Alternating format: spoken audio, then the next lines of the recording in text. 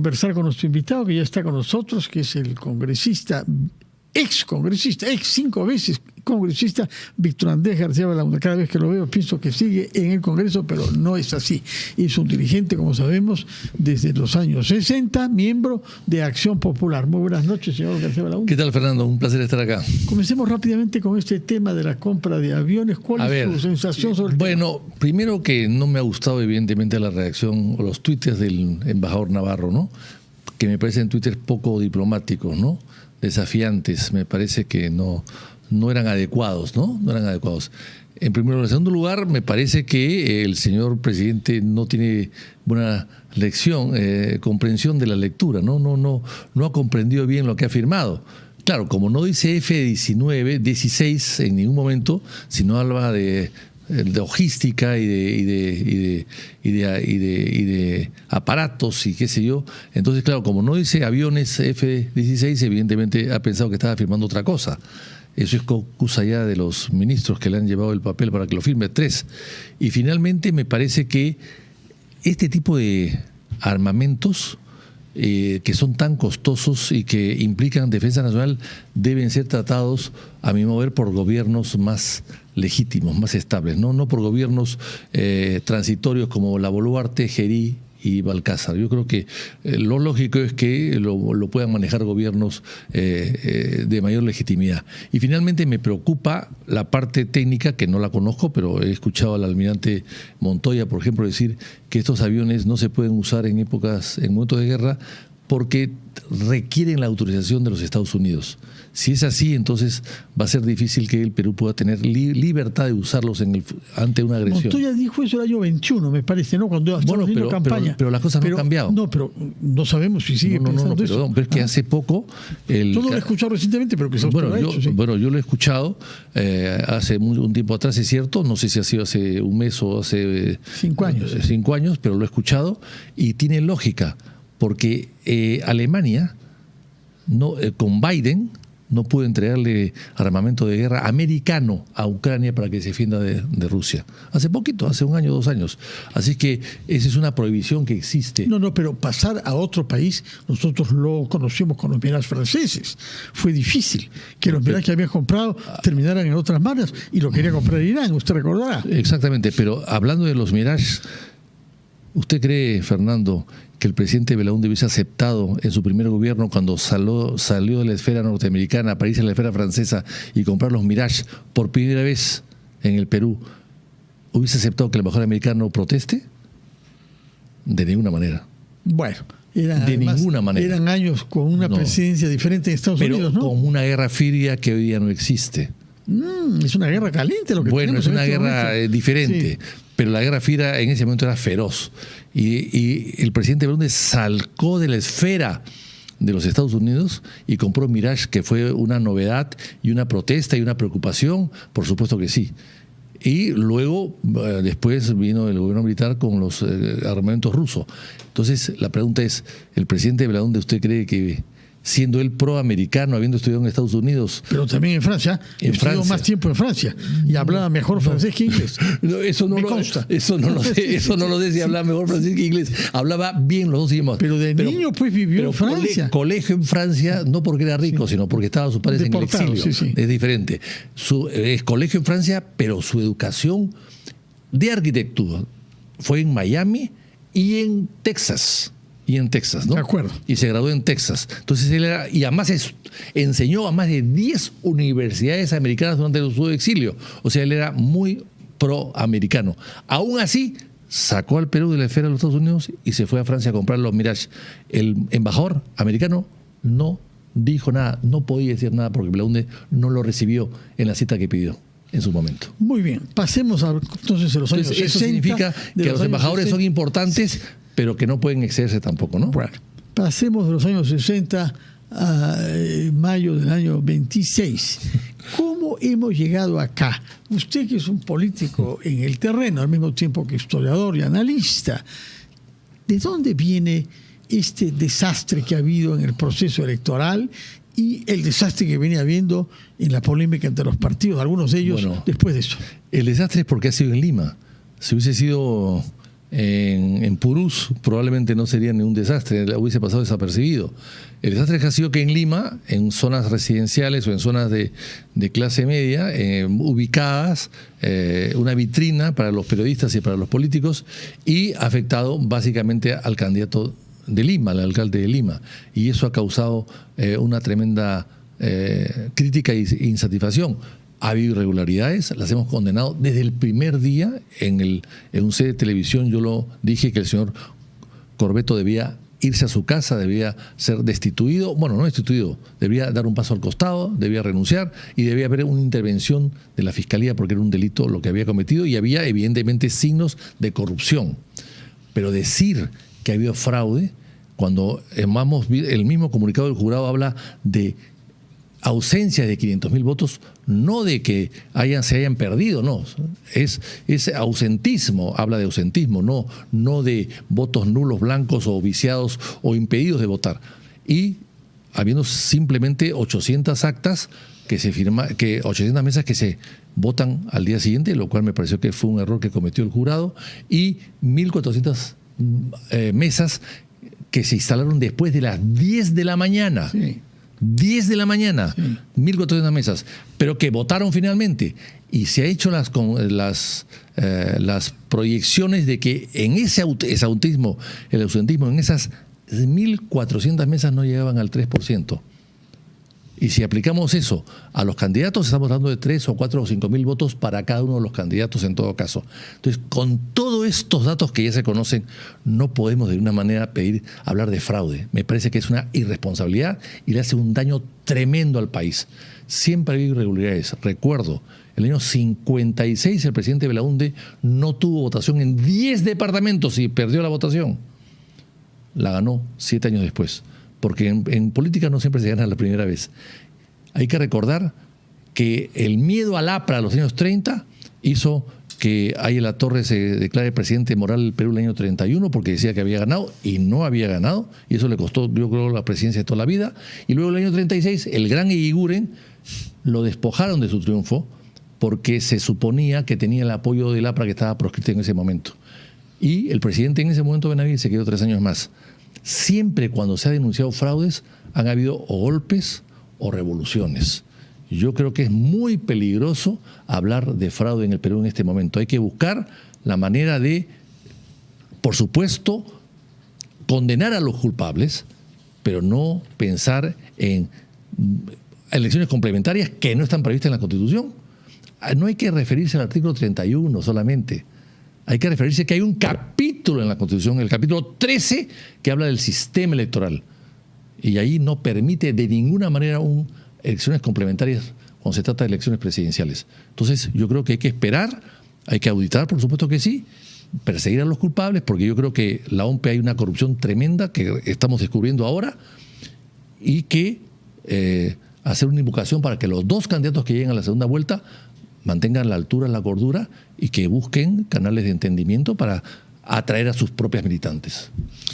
¿Qué piensa usted de la actitud que ha tenido el alcalde de Lima, el señor Reyardo, quien ha planteado iniciativas legales para reprochar que el Jurado Nacional haya declarado inviable que se realicen elecciones complementarias? Yo a Renzo lo quiero mucho, lo aprecio mucho, es un buen amigo, fue un gran parlamentario. Fuimos compañeros en el Congreso, nos hemos llevado muy bien, hemos hecho propaganda juntos y muchas cosas juntos. Le tengo un gran aprecio y estimación, pero creo que esta vez se equivoca. Bueno, tengo que decirlo con el afecto que le tengo. ¿En qué se equivoca? ¿Cuál es la equivocación? No es su función. Su función del alcalde es ser gerente de la ciudad, tránsito, vías de comunicación, recojo de basuras, atención a los ciudadanos que necesitan atención, el agua, las escaleras, las comunicaciones, en fin, tantas obras que están en camino todavía. No es su función y además no puede hacerlo por una sencilla razón. Él es parte del partido del señor López Aliaga. Él está puesto allí. Y el alcalde titular en realidad, suspendido o renunciante, es el jefe de su partido. Entonces hay un conflicto de intereses allí. Y sobre todo que la municipalidad va a pagar los abogados para este asunto. Y que lo pague en todo caso el Renovación Popular, que tiene dinero. ¿Por qué lo va a pagar la ciudad de Lima? No me parece. O sea, yo creo que es un error, lo lamento mucho decirlo, yo lo insisto, para mí es una gran persona, pero creo que es un error. Está actuando políticamente a favor de su propia gente y eso me parece que es inadecuado. No habíamos visto manifestaciones de hostilidad en los domicilios de autoridades del Estado tan intensamente como estamos viendo ahora y reivindicada en redes por algunas personas que amenazan, que amedrentan y que consideran legítimo ir a protestar, incluso presionar a los vecinos, lo que hemos escuchado. Eso no se puede de parte de un agitador que es objeto de una investigación fiscal. No se puede. Es que hay que ir y pedir a los vecinos que, en buena cuenta, maldigan al vecino que tenga alguna autoridad en el Estado y que tome decisiones que no le gusta. Eso no se puede aceptar de ninguna manera. Eso es totalmente repudiable y además parecería que no es la primera vez. Ya lo hicieron en una época con Merino, antes, lo han hecho con una serie de candidatos o políticos. Yo le cuento una anécdota. Mi padre fue presidente del jurado los años 80 y él tenía algunas noticias de que iba a haber un atentado contra él. Y lo hubo, lamentablemente. Y hubo, además, también. Y él se mudó de su casa, se fue a vivir a casa de mi hermana 10 días antes de las elecciones y se quedó 10 días después de las elecciones. Y el día 11, que ya cree que ha pasado el problema, regresa a casa, tiene el atentado criminal que lo llevó a la tumba a su chofer y a él lo dejó en estado de incapacidad total, ¿no? Entonces... Sendero Luminoso, ¿no? Sendero Luminoso, así es, Sendero Luminoso. Entonces... Esto es lo que no puede suceder. O sea, hemos vuelto a esa época de terror, donde el presidente del jurado tenía que mudarse de su casa para que no vayan a su casa a atentar contra él, en este caso con armas, pero en el otro caso también es con palabras soeces, ¿no? Con exageración y con violencia verbal. Y con gestos homofóbicos. Así es, totalmente. Entonces, eso no se puede ni aceptar. Eso no es democrático. O sea, tenemos que aprender a vivir en democracia y aceptar los triunfos y las derrotas de nuestra gente, porque así es la democracia. Hay que inspirarnos en Atahualpa. Usos son de la guerra, vencer o ser vencidos. Aprendamos a ser vencidos. Pero dijo eso pensando que salvaría su vida. Bueno, pero no se mantuvo la palabra que se le dio por el oro que aportó. Pero la aceptó. En todo caso, aceptó su condena y con estoicismo y con valentía, ¿no? Y su derrota, la condena, en fin. Sí, bueno. Y su derrota. Salvaría. Hasta se bautizó, ¿no? Hasta se bautizó. Para evitar que lo quemen. Así es, con el padre Valverde, así es. Y yo lo que quiero decir con esto es que la democracia es esa. Es aceptación de las reglas de juego y aceptación de la voluntad de las mayorías. Si las mayorías quieren elegir a fulano, sutano, mengano, bueno, pues que no son nuestros candidatos, tendremos que aceptar.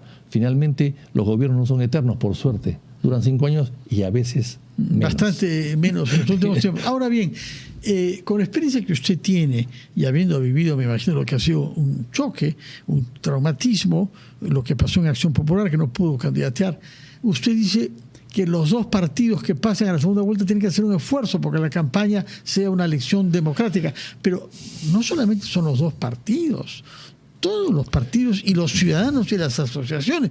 ¿Qué se puede hacer para superar este clima de polarización y de hostilidad y reemplazarlo por un clima de escucha y de diálogo? ¿Qué instituciones cree usted que son llamadas a intervenir en estas circunstancias? En estas circunstancias es muy complicado porque las instituciones son muy débiles, el gobierno es muy débil y el Congreso vemos que ni siquiera asisten, además está desprestigiado, tiene 5%. Esta mañana asistieron bastantes para la presentación de la OMPE y la invitación que se hizo al JNE. Por excepción, pero tiene 5% de respaldo y han estado faltando a todas a esta reunión de la Comisión para ver el tema de la defensa de los aviones comprados. No había quórum prácticamente, el quórum era a través de las redes, ¿no?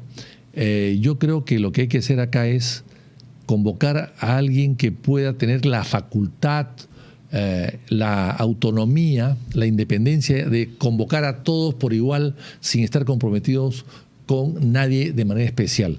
Quizás lo que hoy día prevalezca todavía es el acuerdo nacional, Mas Hernández podría ser perfectamente bien un buen convocante.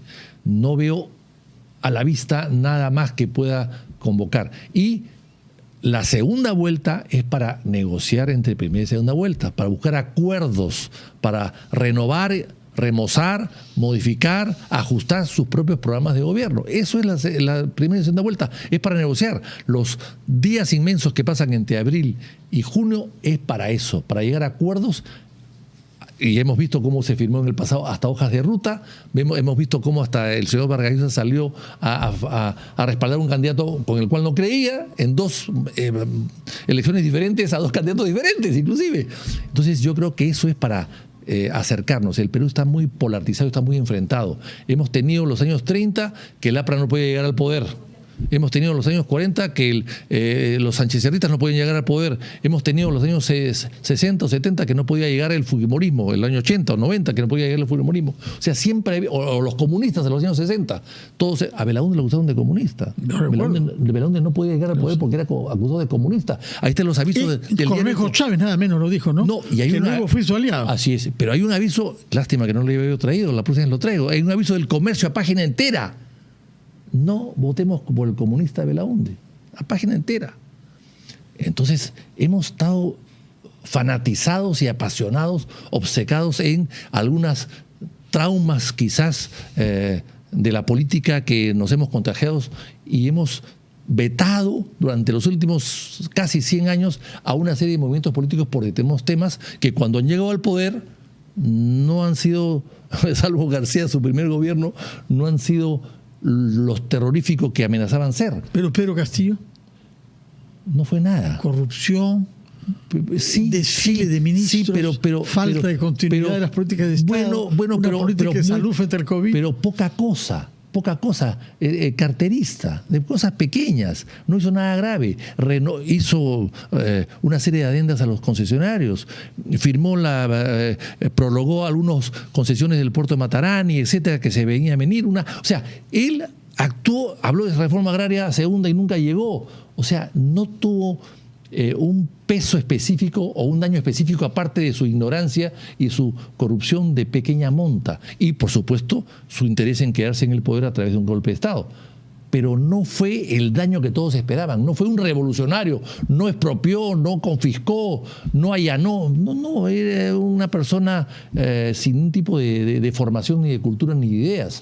¿Qué teme usted que pueda pasar? En el caso de Ollanta, con Roberto Sánchez. En el caso de Ollanta, la gente estaba preocupada por Ollanta. Llegó Ollanta y hoy día, aparte de haber hecho la tontería de la refinería de Talara y el gasoducto del sur, bueno, pues, pero no fue el Ollanta que la gente que pensaba que iba a expropiar todo. Yo creo que este Sánchez puede ser un Ollanta 2. ¿Lo conoce usted? No. ¿Quisiera conversar con él? ¿Para qué? Justamente, para hacer un llamado a la moderación y para promover que haya diálogo y concertación. Pero es mejor el moderado de moderación que lo haga usted, que es un hombre moderado. Yo trato de ser... no me caracterizo por ser moderado, precisamente. ¿Es termocéfalo usted? No. Digo, no. Lo puede haber sido quizás hace 30 o 40 años. Pero en este momento soy político y por lo tanto tengo un interés en cierto sector político y politizado. Pero un periodista neutro, independiente, con muy buena formación y buenas ideas, como usted podría ser perfectamente bien un árbitro de este ¿Qué le diría usted a Sánchez laberinto respecto de Antauro Humala? Bueno, que si no quiere llegar, que lo tenga al lado. No, que lo siga teniendo al lado y no va a llegar. Pero de todas maneras no va a llegar. A ver, ¿cómo le podemos hacer caso a un loquito suelto? Un desaforado. Es grave eso, no es grave. Es grave. Sí, tenerlo pues, al lado. Es un badulaque, es una persona... Bueno, pues, pero si lo hace, pues, durará poco. Es un badulaque, realmente es una persona insignificante. ¿Por qué le dan tanta importancia? No vale nada. ¿Por qué hemos llegado a esta situación institucional electoral? ¿Fue una buena idea pasar a la bicameralidad tal como está definida actualmente? Fue una mala idea todo lo que se ha hecho. No la bicameralidad, no. Pasarla tal como ha pasado, con tantas votaciones. Haber permitido que sigan votándose por el Parlamento andino, 2 por 2 senados, por diputados. O sea, todo ha sido un caos y un laberinto. Haber permitido 35, 36 candidatos a la presidencia. Pero eso es por voto de la ley electoral. Bueno, pero, no se quiso hacer pero esas leyes las fomentó el vizcarrismo y sobre todo el gobierno, o mejor dicho, el Parlamento las aprobó en su momento. Haber permitido 35 candidatos es una locura. Nunca ha habido en el Perú una cosa igual. Era lógico que haya una atomización del electorado. Y va a ser lógico que ese electorado luego se ubique en uno solo. Hay que recordar que el año 85, a raíz del atentado contra mi padre, el señor Barrantes renunció porque tenía 21% de los votos en segunda, y renunció a la segunda vuelta porque tenía 21%. Alan García tenía 47%. Y Bedoya tenía 9%. Y Bedoya Reyes dijo, bueno, si se va Barrantes, entro yo. Se dijo que no. El jurado interpretó con ese famoso artículo 181, creo que es, o 133, de el voto de conciencia, la aplicación del voto de conciencia, que es una cosa inédita. Criterio de conciencia, sí. Criterio de conciencia, aprobó que Alan García ganaba en primera vuelta con 53% cuando tenía 47%, porque sacó de lado los votos nulos y blancos. O sea, ese tipo de cosas el jurado las hace para salvar las elecciones. Hoy día está haciendo una cosa parecida. Muy bien, muchas gracias por su presencia acá y por comprometerse a defender siempre una actitud moderada, de escucha y de conciliación en búsqueda de tener acuerdos de interés nacional. Muchas gracias, señor Víctor Andrés García Belaúnde. Muy buenas noches. Vamos a hacer una pequeña pausa y